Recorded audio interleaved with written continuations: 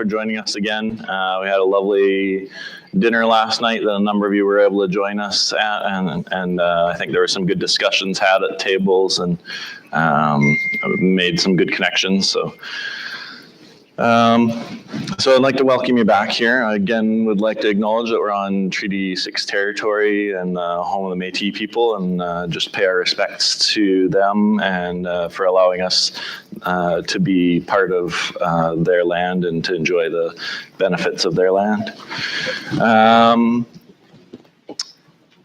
I don't think I have any particular housekeeping things other than to, again, remind you, no food, no drink, no photography. Please just be respectful of that as I allow a photograph of myself.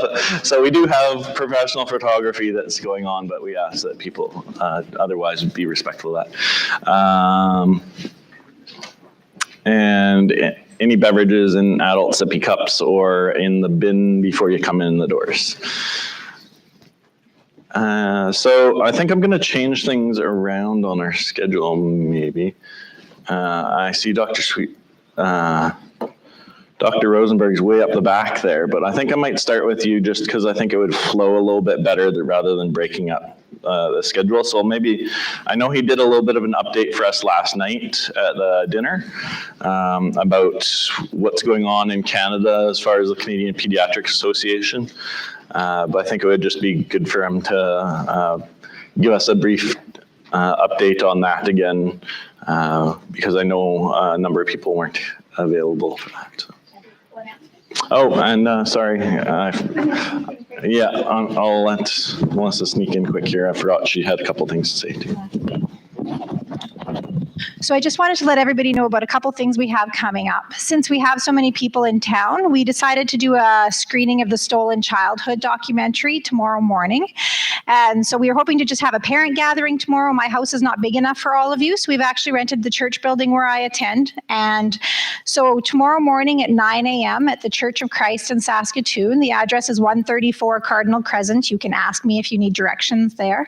So at 9 o'clock, we're going to have our Stolen Childhood documentary. At 10 o'clock, we'll have whoever guests we can get there, do a little bit of a panel and answer some questions. The rest of the day is just informal. We've got the place till 3 in the afternoon. So it might be some bring your own food. We might have some leftover food. We're going to play that by ear. But just come hang out and have a visit, and everyone else is very welcome to join us. Tonight, Nadia's planned a parent supper at the Cave. Nadia's right here in the red sweater.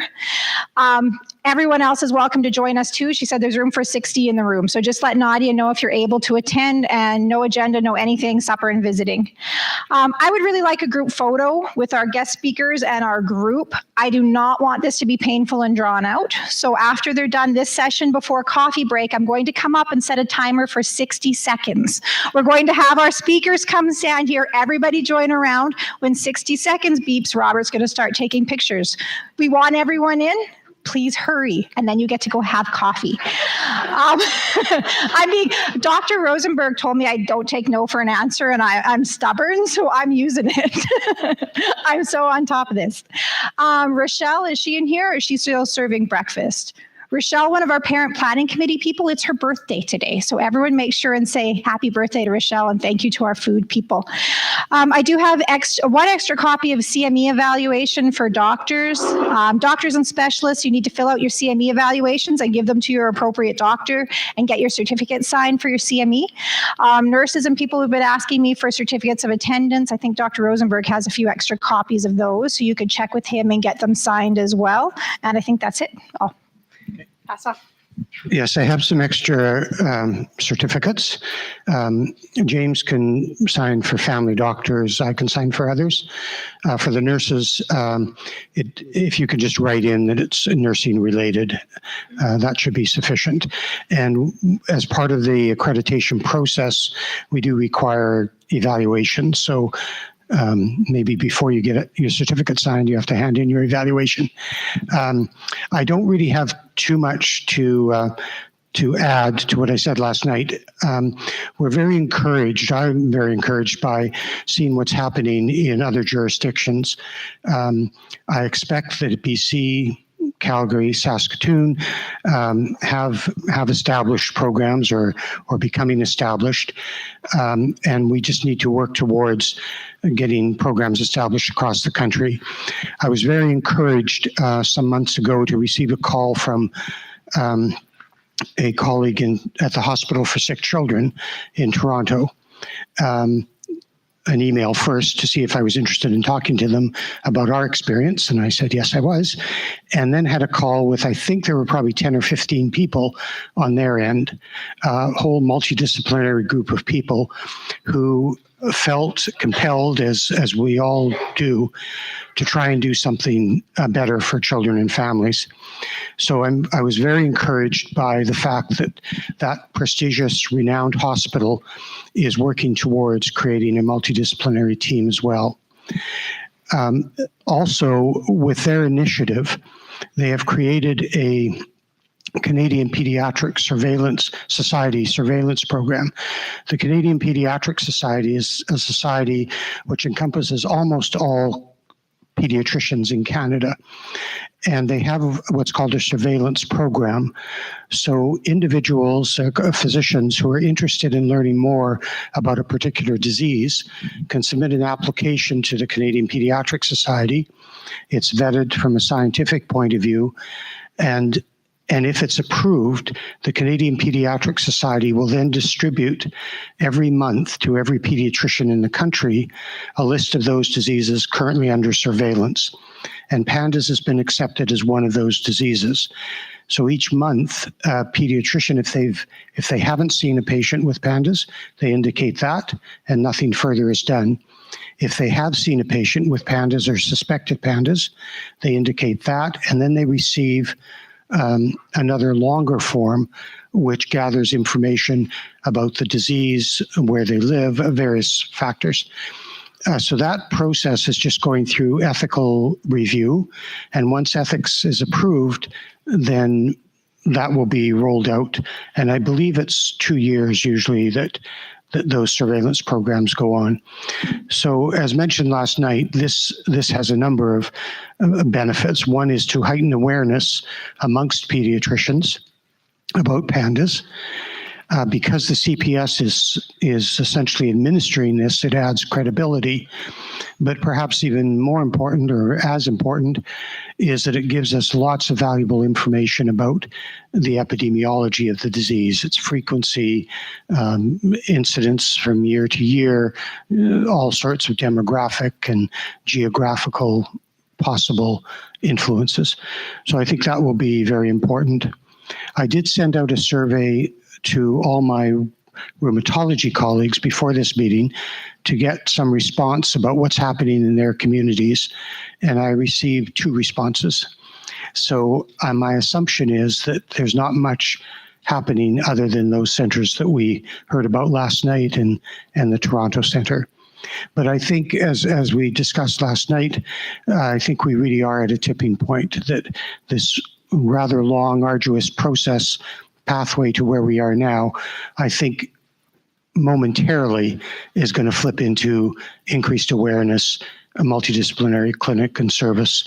So I think we're on the verge of that. So that's really all I have to say. If any of my colleagues, anything further that you might want to add from your provinces, or no? Okay, thank you very much.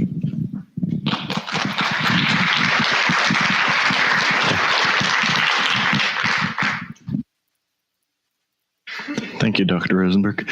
So again, like I said, I'm kind of rearranging this a bit just because I think the flow will maybe be a bit easier. So I think it might be easier if we maybe get the introduction to the PANS Consortium in history from Dr. Sweeto first, and then we can do a research update from our panel and kind of go that way. Is that okay to mix it up that way? What? We'll just take a couple seconds, get her set up here.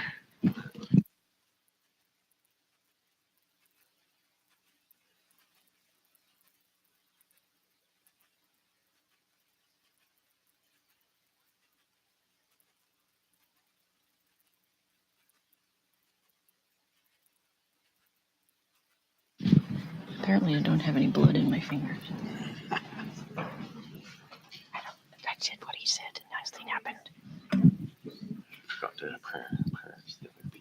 I did. Oh, Robert. Oh. He wasn't answering my knock. You can try knocking again.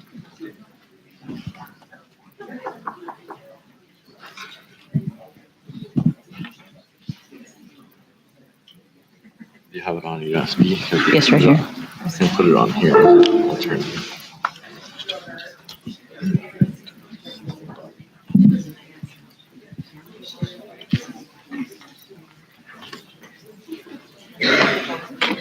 Everyone might just get to visit for a minute.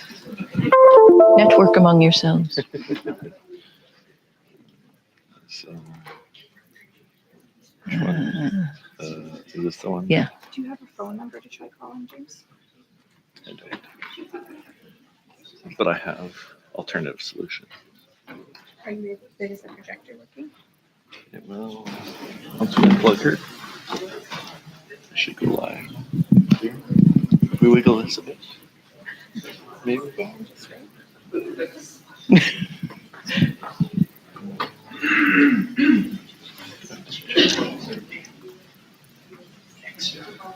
We don't have the thing we had yesterday with the choices. Yeah.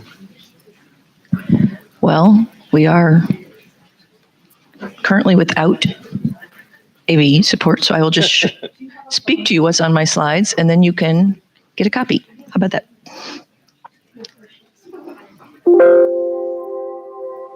Sounds working. Sound is on. This is But working, nobody but there's no projector. Sound is on, but nobody talks.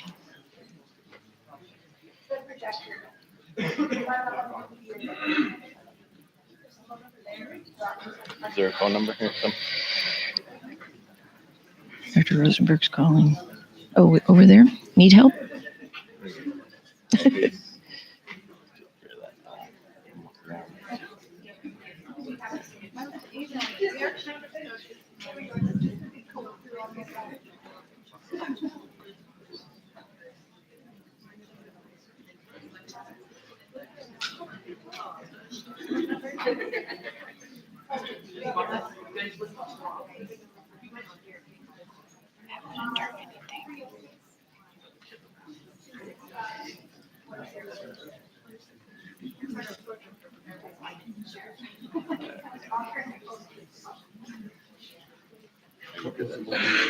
Was it working this morning? Yeah. Yeah, And it I just had went it off? and stuff. Okay. And then we connected hers, and then it decided not to work anymore. I'm not on this one. We're doing it off of Off here. of here? Yeah. Okay, then, sorry. Yeah, then let's wait for, the control B last night was blackout on the other screen. Right. So that's what I'm wondering is.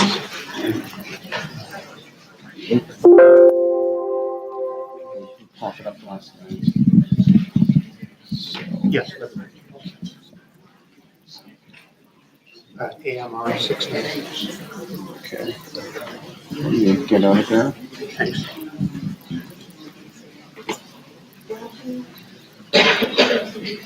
Maybe try restart. The Windows restart. Yes. When in doubt, restart. No power.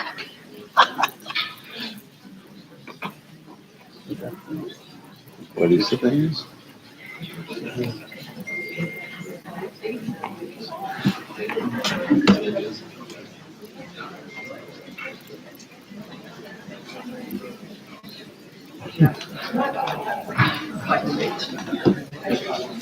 Your dinner. No. Yeah, presentation. Not that for this.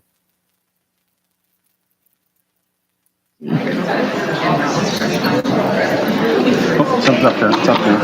Something's up there. I think we got it. Hang on. There it is. Yep, you got it. Yay! Yeah, we're good. Thank you, Dr. Rosenberg. Thank you, Robert. Thank you, James. Oh, we got them switched. Oh, yeah. Okay.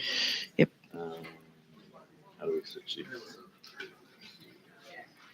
Or just, can you put this one onto slideshow and then it won't matter because I don't need the thing. Okay. MD monitor. His presentation. Oh, it's popping up. Like, Okay. nope. We wanted to show that one. Yeah. Go to display settings, there.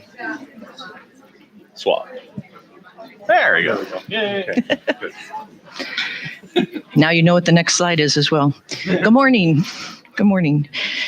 I apologize for all that delay, and I truly would not have been able to speak. Mr. Bell threatened that I would have to sing if I couldn't, so sparing you all that.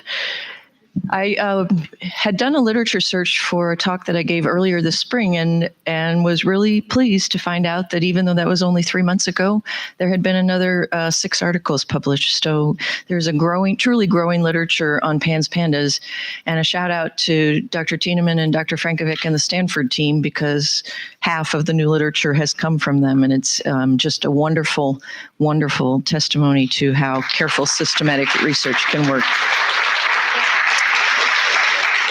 They are incredibly productive, and we are so grateful that they're doing it. And I'm so excited about the surveillance study that the Canadian Pediatric Society will be doing. I think that's going to be hugely helpful data, and can't wait to get an interim report after the first 6 or 12 months and see that in the literature. And also shout out to their Calgary physicians for what they're undertaking there, as well as all the other wonderful, wonderful work that we heard about last night. It's just amazing to be here and have such a spirit of can do. I guess that's why you're the Canadians, huh? Can do.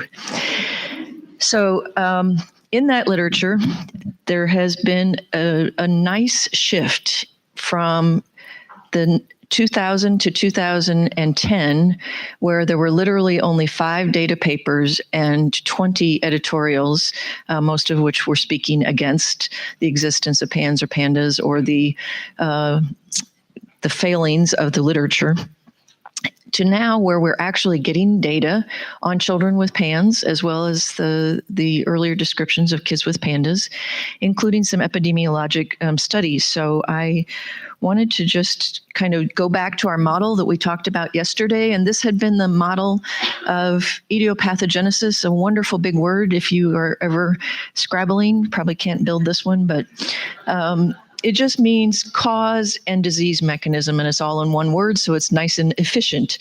But when you think about that, and you think about all of the pieces to this puzzle, not only do we have sort of the cartoon bubbles of the presumed large buckets of information we need to understand, but each of those arrows actually represents processes that are quite complex. And when we talk about treatment later today, we'll be returning to this model to think about places within the model that we can intervene.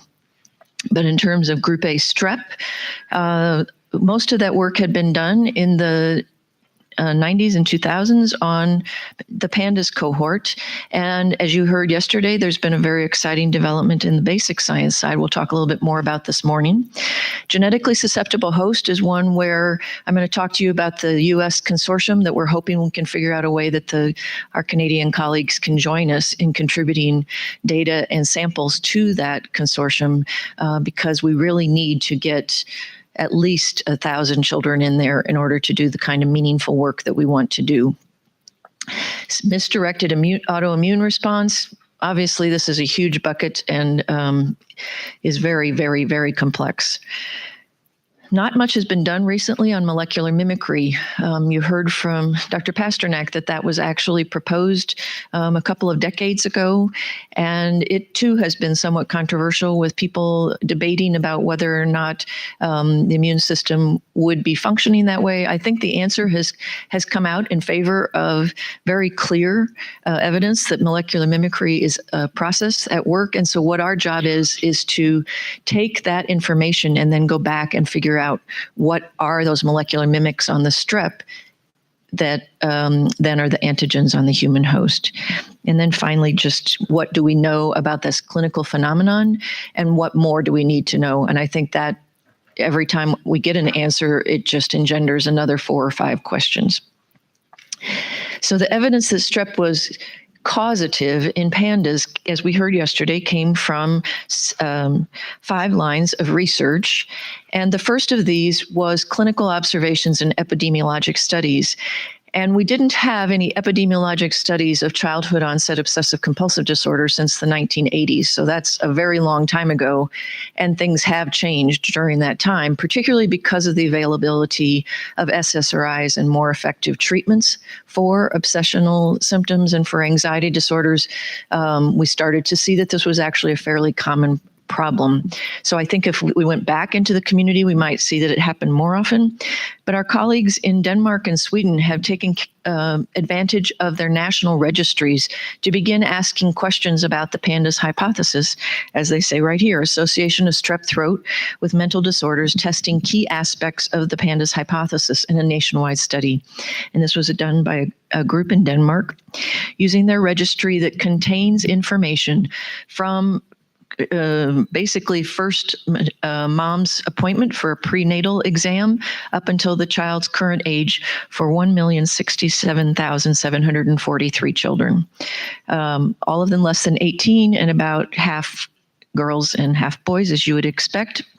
Of those more than 1 million children, 638,000 had received a strep test during the study period, and 349,982, almost 350,000, had positive test results at least once. So this is a beautifully nested case control study where they were able to just go into this data registry, look at the children who had had a documented strep infection and children who had not had any documented strep infections, and compare those two populations. And they had beautiful results showing that any kind of streptococcal infection had increased the rate of any mental disorder. Now, we have been talking about OCD and tics, and yesterday in the question, some other symptoms came up, psychosis, ADHD-like behaviors. My personal fear, manic depressive behaviors, because of the emotional ability, and if the child had a strong family history of bipolar disorder in one or both of the parents, then I think the clinicians would perhaps rightly assume that that child's presentation of extreme emotional ability, suicidal depression might be a symptom of that. But in fact, this evidence would suggest that even that kind of presentation was increased, the risk of that was increased after strep infection. It was much more highly increased for obsessive compulsive disorder, as had been originally hypothesized, and much to the neurologist's dismay, for tic disorders as well. Furthermore, the risk, they were able to compare the risk of strep versus the risk of other infections, because that had been another criticism, right? Not only is strep frequent, but kids are getting sick all the time. And what they found was that although the results weren't as strong, probably because the numbers get smaller at this point in time, that any strep infection had also increased the risk of mental disorders, OCD, and tic disorders above that incurred by having had a non-strep infection. So this is lovely evidence of a direct connection. It's partnered by a study that was done in adult patients with obsessive compulsive disorder, suggesting that they actually had increased risk of strep infections as children. So nice sort of big epidemiologic data. Caution with any epidemiologic study, it can only tell you an association. We talk about increased risk. That's actually not an appropriate term. It just means that they were more likely to have that diagnosis if they had that. You can't make any connection. And if you want to think about this, then the sort of how the statistics work, the very strongest correlation and the strongest risk of drowning actually comes from eating ice cream, because there's a very high correlation between ice cream consumption and drownings. Well, you guys have common sense, and you know that that's because both of those go up markedly in the summertime. But if you're just looking with a tiny little microscope, you might not make that association, and you'd end up saying eating ice cream makes you drown. So with that caveat, this study is even more exciting than the Danish study, because this is an interactive, prospective, longitudinal, population-based study done by the European Multi-Center Tic in Children's Studies, the MTICS group, which is comprised of investigators from 16 European institutions. This was a paper that was published earlier this year talking about the methodology of this study, which is huge. It's been going on for a long time now, and they're actually getting ready to release some of the results. And because of Dr. Graziella Orifici, who's sort of there in the middle, Dr. Orifici was able to, from the very beginning, get strep as a potential risk factor for the development or worsening of tics within this cohort of patients. And we're excited to see what they're going to be able to find in this study of more than 700 children. So we'll be watching for that one probably later this year, maybe by 2020. And Kristen and I were talking last night that 2020 is the year that we are all going to be able to celebrate many, many wonderful things. So here's to the future. Well, the second piece, and as Dr. Pasternak said yesterday, this is really a seminal study. It's truly a life-changing, quite definitive work. And we had hinted about it yesterday. I think I even showed you this slide. I just want to make sure that you understand how important this is, because in rheumatic heart disease, they still have not successfully created an animal model in which they can provoke rheumatic carditis in a mouse or a rat model. And yet Dr. Agaliu, Dr. Cleary, and their colleagues were able to invoke strep infections in that nasal-associated lymphoid tissue and produce changes in T cells that trafficked into the brain and actual demonstration of neuroinflammation as a result. So if people say, pandas can't exist because strep doesn't do X, Y, and Z, this is the study you point to, Dileepan, Dileepan, and it's there at the bottom in the journal Clinical Investigation. This one was from 2016. I think some of you heard from Dr. Cutforth when he was in BC that they're continuing this work and actually looking not only at the role of strep, but now beginning to look at the role of the CSF changes in our affected children. The key here was the multiple infections, and it fits beautifully with data that Tanya Murphy had, and we talked about a bit yesterday. In that Putnam County, Florida study, one of the most striking things was that the children who had a single strep were more likely to have tics, choreiform movements, problematic behaviors, but children that had at least 2 or 3 infections during the school year were the most likely. And so that would fit with this model. It also answers that question of why Joey gets it in this classroom and all of his classmates had strep but didn't end up having pandas. Well, maybe Joey, this is the 3rd or 4th time he's been exposed within a relatively short period of time, and he has activated T cells.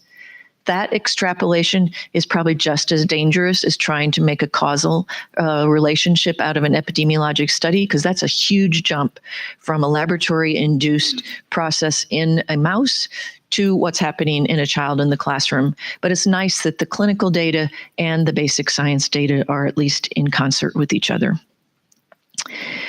So the question of molecular mimicry is the one that we went after first. I wish I could find the little piece of notebook paper that Dr. Henrietta Leonard and I were scribbling on one day when we were trying to think about all of these pieces in this model. We had been studying together rheumatic fever, trying to understand everything that we could at the time, and had laid out this cartoon back then and sort of were asking questions next to it. And we kind of circled antibody-mediated symptoms because it seemed like the easiest one to go after because of a study done by Husby in 1976, in which he took serum from patients with Sydenham chorea or with lupus and compared them against how the serum reacted against strep. And what he found out, and then he went to the brain. So that was a beautiful experiment in which he actually showed that the antibodies in the Sydenham chorea patients recognized not only the brain tissue, but also the strep bacteria, whereas the lupus patients only reacted against the brain. So there was something cross-reactive in those antibodies. It also was a wonderful place to sort of draw our circle of interest, because in our simplistic model, it meant that plasmapheresis was going to be the very best treatment for Sydenham chorea and for pandas, because what it basically is a blood cleaning procedure. We're going to talk about it more this afternoon, but in plasmapheresis, after 5 sequential treatments within a week to 10-day period, you have removed 95% of the circulating antibodies, and because of equilibration across the system, you've decreased the antibody load for the host as a whole by nearly 50%. So it's just go in, scoop them out. And again, in our simplistic model, this was just a misdirected immune response. And we thought, get rid of those aberrant antibodies, get rid of the problem children, and everybody will be fine. Well, it turned out it wasn't quite that easy. There's clearly more pieces to that. And we now, after 25 years, know that those antibodies are present. They are actually bioactive. And I'll show you in a moment the most recent class of antibodies that's been recognized in pandas children. But it's probably not sufficient. And there's a lot more going on. And one of the other reasons that plasmapheresis is so effective is it's a reboot of the immune system. It's not only pulling off 95% of those circulating antibodies, but it's also pulling off complement and elements in the cascade. It's impacting on the T cells, and it literally is sort of a nuclear bomb when what you'd really like to be using is a very fine chisel. So this is just a composite slide to show you the work that Dr. Madeline Cunningham and her colleagues, Christine Kervin and others, have done at the University of Oklahoma over the last few years. And the development that I had hoped would be in press by now and is not, is that Dr. Cunningham did these same experiments on the serum and the CSF from the children participating in the Yale NIMH IVIG trial. And what we found out was that the Cunningham panel actually does work relatively well. It is higher during acute illness than it is during convalescence. It was disappointing that there wasn't a particular pattern that predicted either symptom severity or the sort of likelihood to respond. However, the combination of a Cunningham panel being positive in at least 2 of the antibodies and the CAM kinase, plus a positive anti-nuclear antibody, an ANA test, was predictive of response to IVIG. So in terms, I told you that I have a conflict now. I will potentially be getting royalties off the Cunningham panel. But for the clinicians, if I were going to order a Cunningham panel, I would only do it if I was really trying to decide, is this child in an immunoreactive state in which IVIG might be useful? And then I would only do it in combination with the ANA. And we didn't look, but my suspicion is that if you had a very high ANA, you might be just as likely to have a response to treatment, and you wouldn't have to bother with the Cunningham panel. So hopefully that sounded less biased than someone who has royalties might. This was a study published by Frick, F-R-I-C-K, Luciana Frick, and Chris Pittenger was the senior author out of Yale University, again using serum from our children who were participating in that IVIG trial. And the nice thing about that trial was because there were half of the kids got placebo and yet had a second spinal tap at that point, we can look at children who improved. 2 of our kids improved during placebo, just probably from antibiotic response, and see the kind of changes without intervention. What they found was very high titers of cholinergic acetylcholinergic interneurons. That's the red in the middle. And when they put the overlay, you see that it gives you orange. In the control subjects, there was actually, this is mislabeled. It's backwards. I apologize. The control should be on the right and the pandas on the left, because that is the positive one there on the bottom where it's merged. And you see there's orange double staining. It was very specific in that they did not find it against other cells within the striatum, within the stroma of the basal ganglia. And they have extended this now to show differences between the acute and the convalescent serum, as well as the presence of these antibodies in CSF samples. So I don't know that this is going to turn out to be our equivalent of the anti-NMDA, but I think it's actually more likely to be useful than the specific dopamine D1 and D2 receptors, lysoganglioside, or the tubulin that was chosen for the Cunningham panel, because those actually came out of Dr. Cunningham's research on rheumatic heart disease and the dopamine from experiments that her colleague in Israel had done. And all of those were in in vitro rather than an in vivo application. So if you summarize that finding, what they found was that there on the bottom, cholinergic interneurons are independently implicated in OCD and tic disorders by postmortem studies and targeted ablation in mice. Dr. Pittenger's group had actually found a family in Ecuador with a very high prevalence of Tourette syndrome. And what they found was that this family had had a genetic abnormality of this particular cell population. And that was how they had initially made the link. Elevated binding was quite specific. In Dr. Pittenger's study, they did not find increased binding to D1 or D2 expressing motor striatum neurons or to cholinergic neurons in the medial septum. So it was a very specific finding, and he's doing a lot of work right now. In fact, has just been given a NIH grant to further work on this hypothesis and to track the work further. So lots and lots of questions remain. And to try to begin to answer those clinical questions, I just used the model that had been used in autism. And when I took a decade break from PANS Pandas and went to work in extramural, my job was to sort of wrangle all of the autism research and advocacy groups. Was quite a challenge. But what we found was that in autism, unlike PANS Pandas and the parents of PANS Pandas patients, they didn't work well together, and we had to incentivize them to do a consortium-wide study. And unfortunately, we work too well together, so they are not incentivizing us to do this. And my wonderful colleagues have been basically volunteering to give us this information for a very small investment by the NIH. Relatively small investment, I should say. What the NIH has done is to provide the database,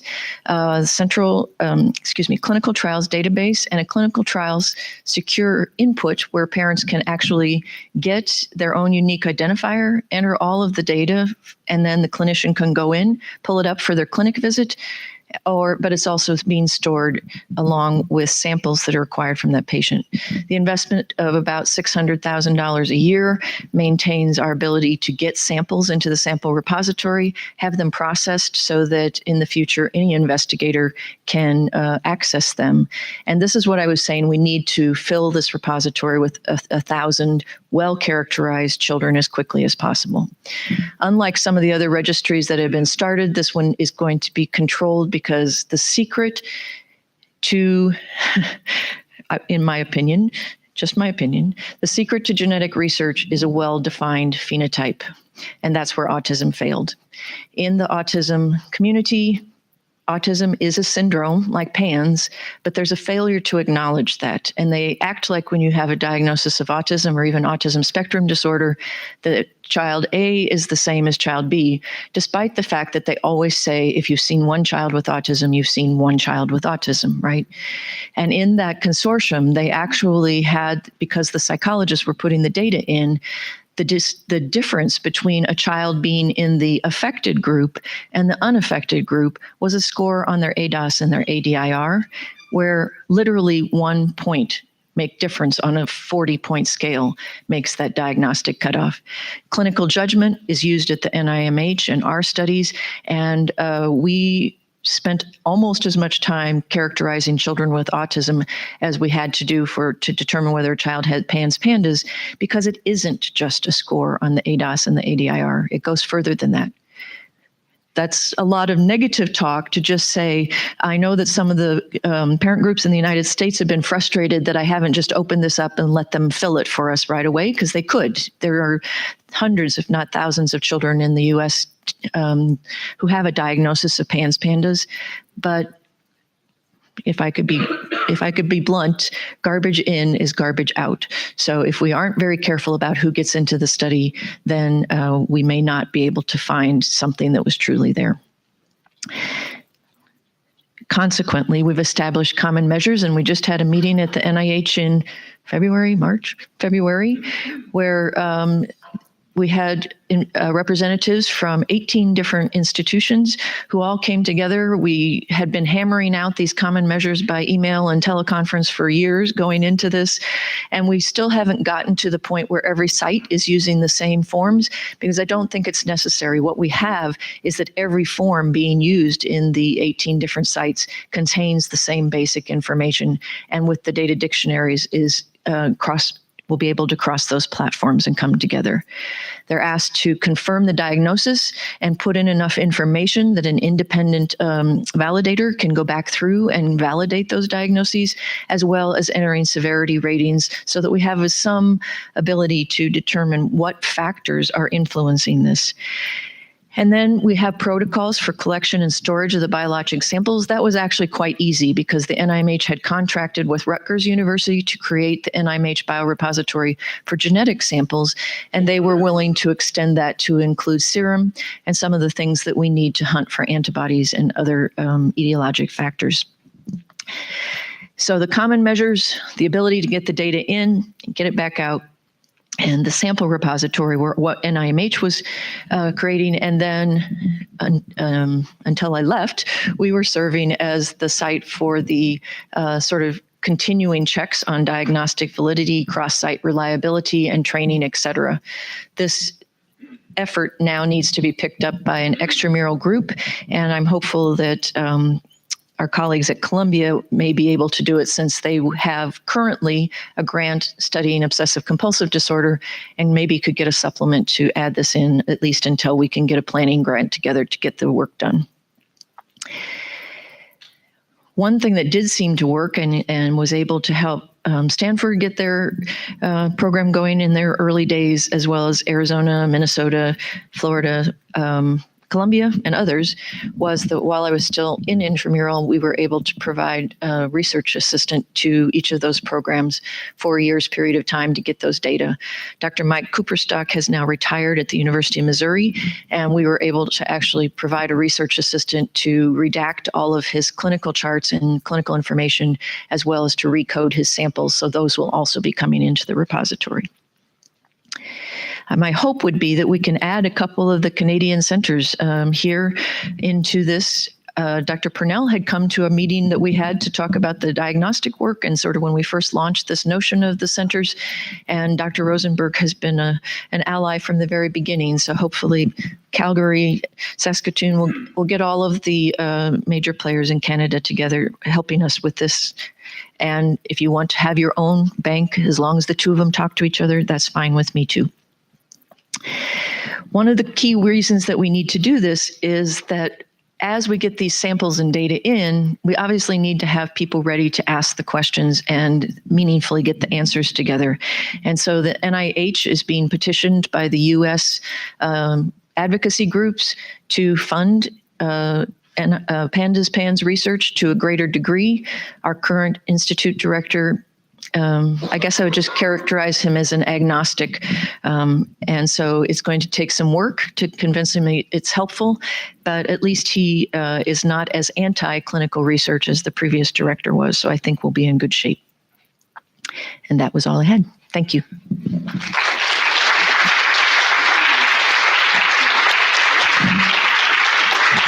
Thank you very much for that update.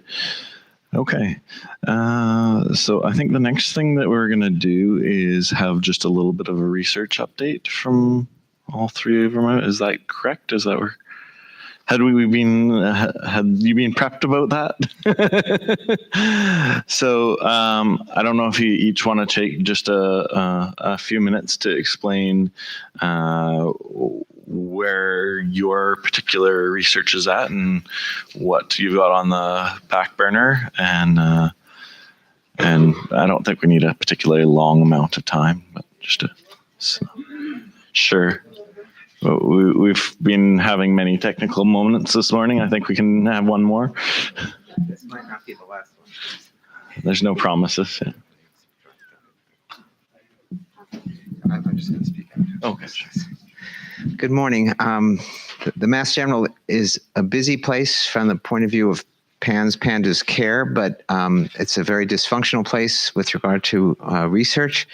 But I do have a couple of things to say, one of which is either in press or just came out. But it was a paper that was published that was spearheaded by our pediatric psychiatrist Kyle Williams and our former immunologist Yolan Walter and myself, looking at antibody profiles of children who were referred for pandas care.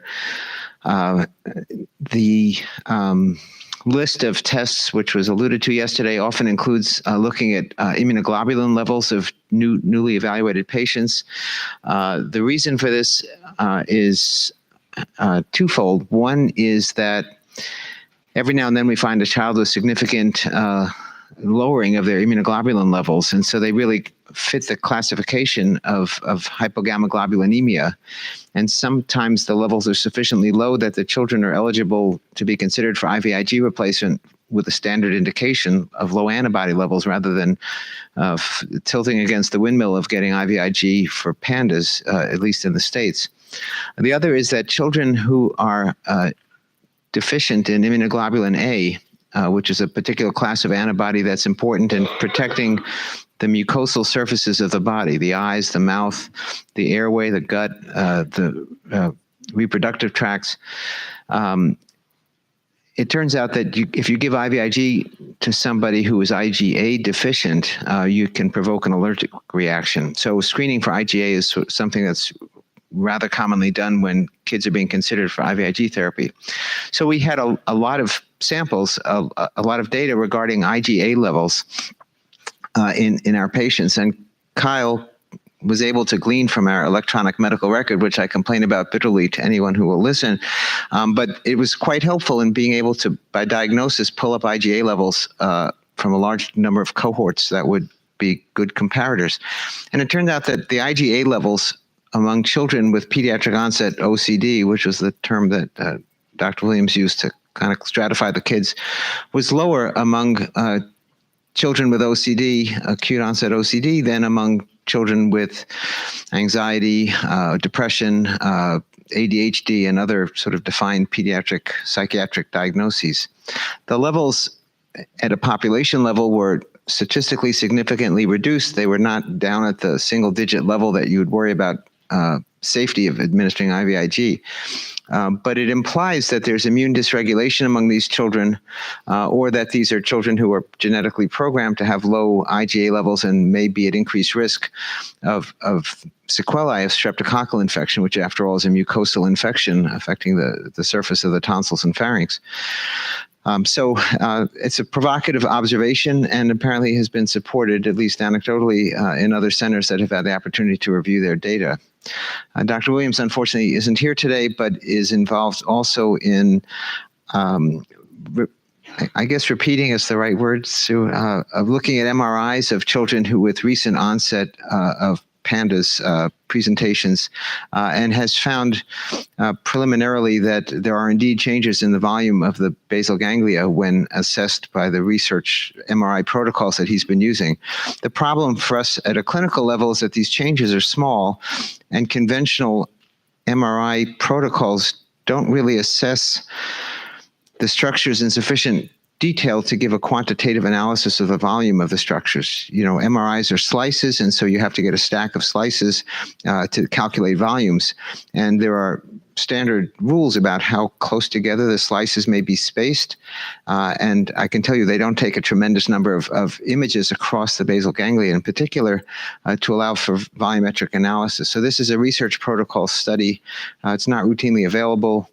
And so in general, when parents say, should my child have an MRI? The answer is, well, it's not really helpful and we probably ought not do it. But if one can apply these research protocols, one can see the sorts of pictures that we saw yesterday of acute changes in the volume of some of the basal ganglion structures. So that work hasn't been completed, and I'll stop with that. But I did want to say we're trying here, and I hope that our infrastructure will support more research efforts going forward. Thank you very much. I appreciate it. Okay.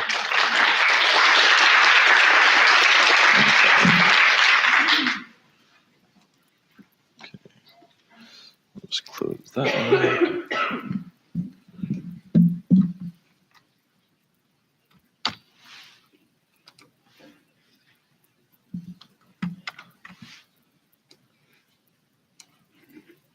Okay, so I'm just going to, I think you're just trying to send me an email about with your slides there. Did you have anything that you wanted to add, Dr. Sweeto, or I think you kind of went through a bunch of, no, I figured, so just double checking with you.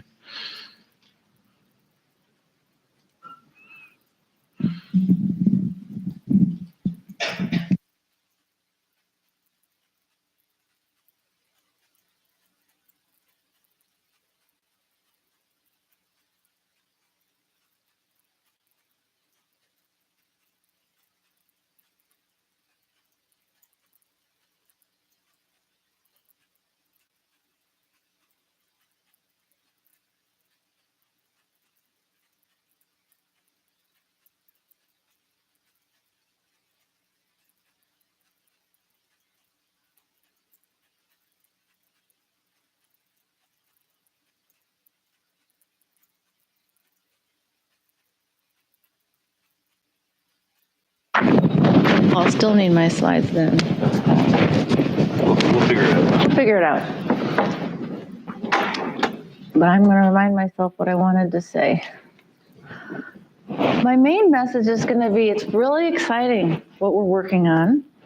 And we're doing a lot. And I was going to show you a big picture of Jenny Frankovich because with NIMH support, and she's like a ballerina dancing around doing her work. She's just like Tinkerbell.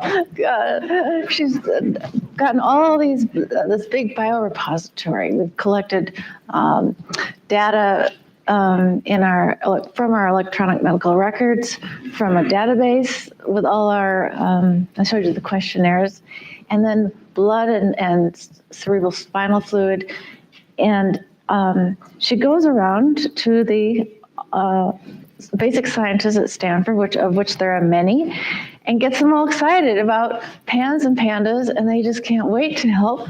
And as I said yesterday, that it's a great thing to study because of the changes. It's a terrible trouble, right? I'm not saying that, but if you want to be a scientist and find out something, you have these different states of people being not in a flare, people being in a flare. And if you're into immunology or a number of troubles, then it's a wonderful thing to try to make your mark in. So she's got 1, 2, 3, 4, 5, 6, 7, 8, 9, 10. Well, at least a dozen basic scientist labs looking at exome sequencing, T-cell receptors, MRI vasculitis studies. We've got proteomics. Don't even ask me what everything means. HLA research. There's a machine where you can squirt these little samples of white blood cells, and it tells you exactly what they're thinking at that time.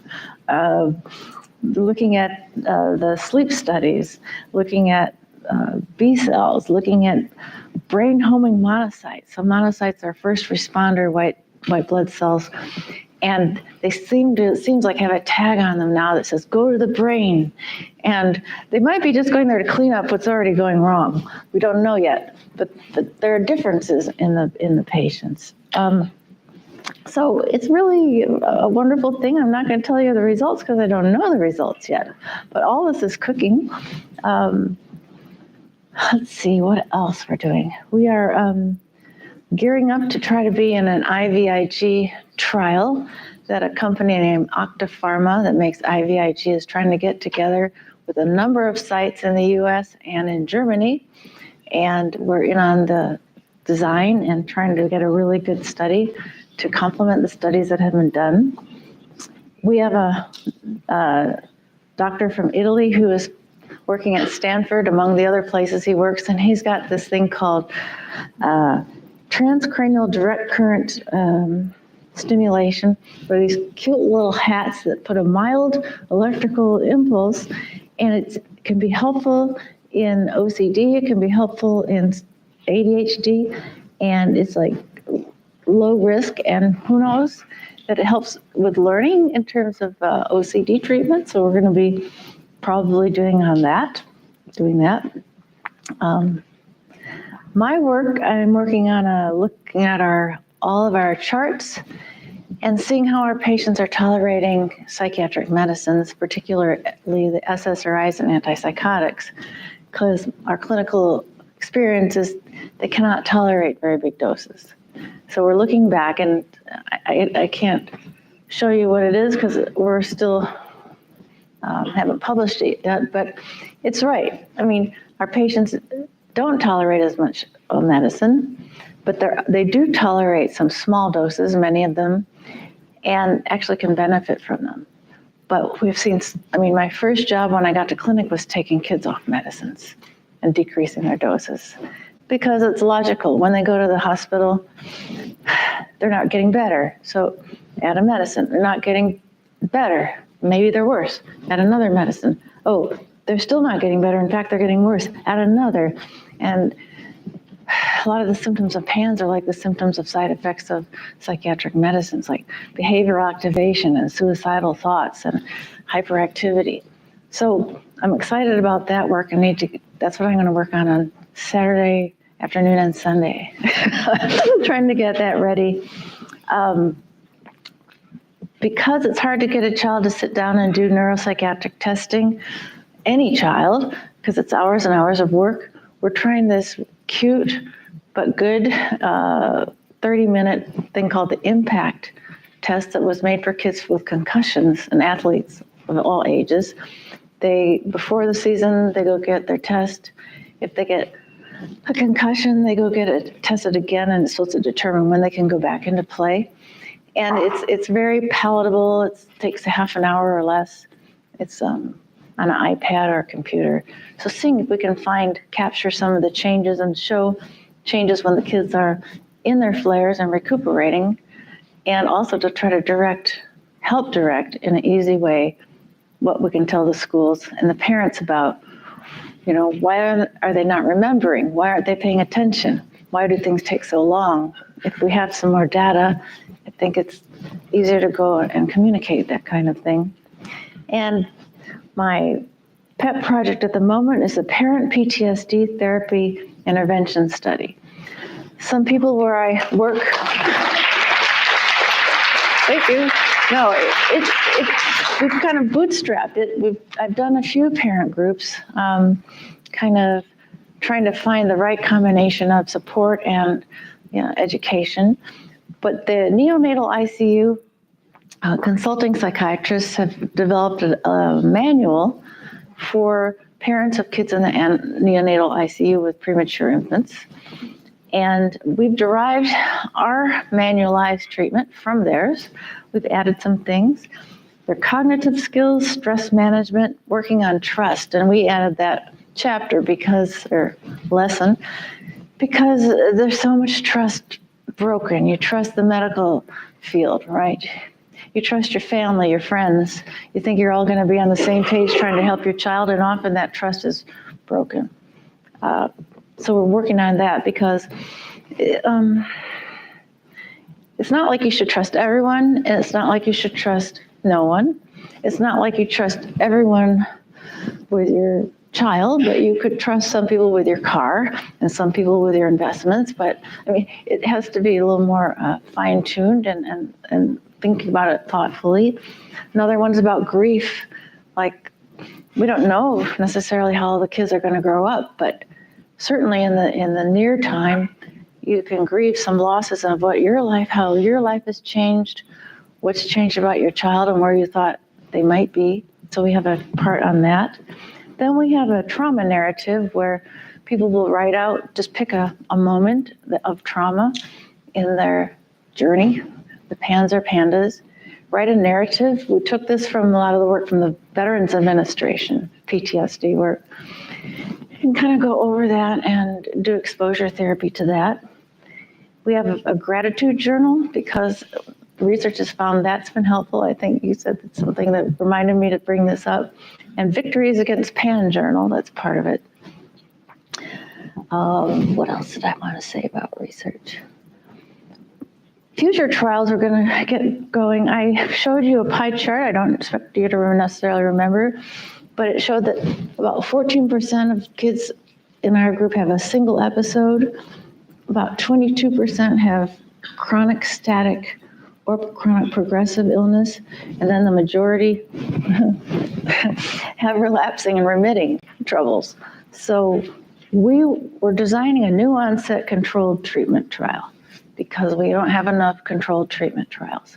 And we really think that it's probably a different illness the moment you get it, like Sue was saying, the first, second, third, fourth hit. The immunologically, it's probably it's a different environment. So we want to test those kids. And we're in the middle of designing it. And a side study to that we'll have these home sleep monitors, polysomnograms. They're little hats the kids will wear. We'll desensitize them first till they get used to sleeping in the hat. And then test that as looking for a marker. We also want to look at, in a systematic way, immune therapy for the chronic cases. Some of the kids I saw when they were little and now are teenagers or young adults, and we can make some progress with them, but we want to be systematic about it so we can find out what works, what doesn't work. And then we are thinking about what kind of therapy would help to maintain the people with relapses so they don't relapse so much. We,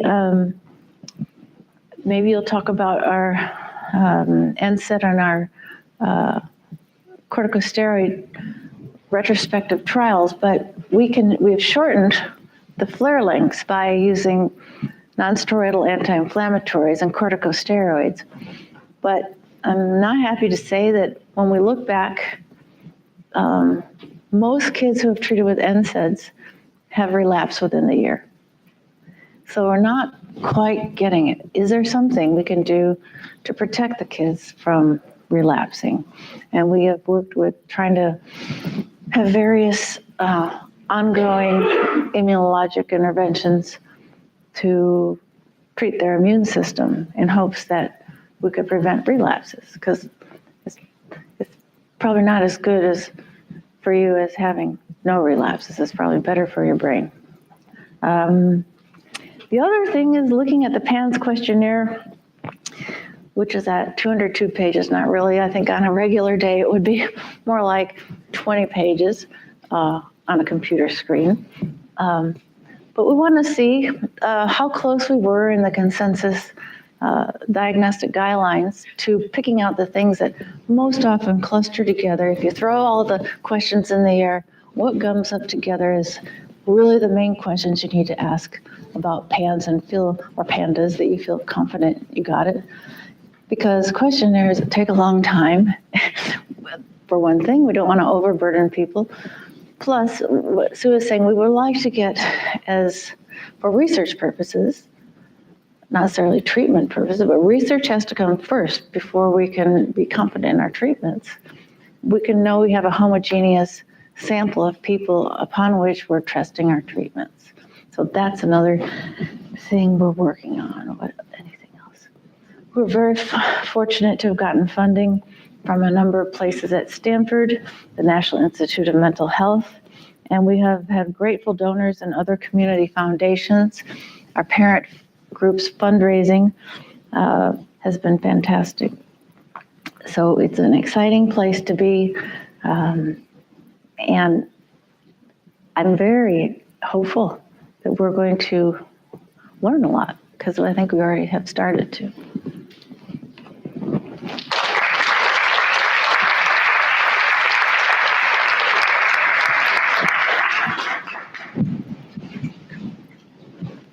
Thank you. So sounds like we've got a lot of exciting things happening at Stanford there, and glad to hear that parents aren't being left behind either. That's encouraging. So I think that concludes our first session for the morning. So what's that, sorry? No, I think she included that with her presentation. She indicated we are ahead of time. So, So 90 seconds. yeah, so apparently we're getting 90. Yeah, exactly. I see people breaking out their brushes and combs. Those of you that are bald, a little bit more paste on the forehead. Okay, you and Dr. Rosenberg, here. Okay, so we'll have our speakers and maybe Dr. Purnell and Dr. Rosenberg come up in the front here, and if everybody else wants to come fill in. We start moving, we're going to start a timer. Everybody up here, and then you get coffee break. We're not going to make this painful and take all day.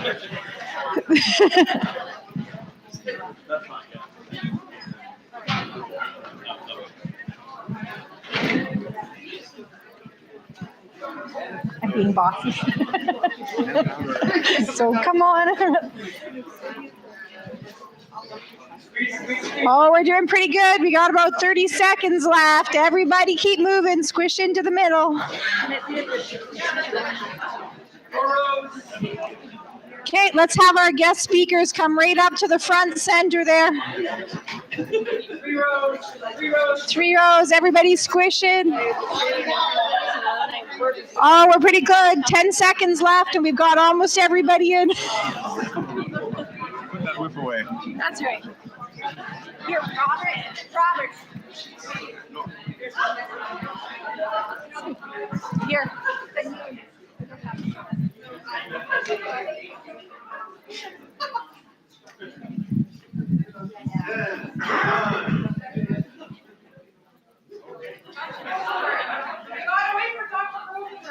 Robert, do you have everybody in the frame? I do not.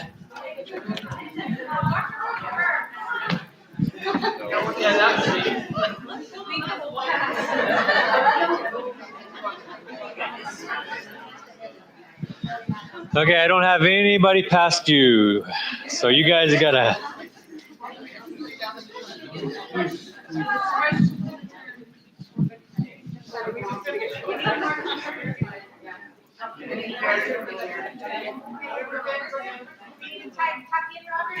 This might work. This might work.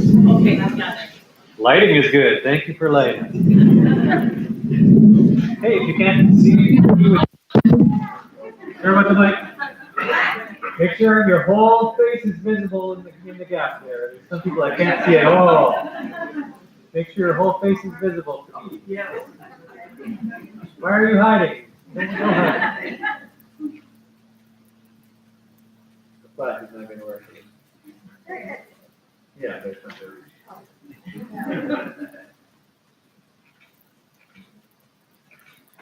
Somewhere where the flash is between.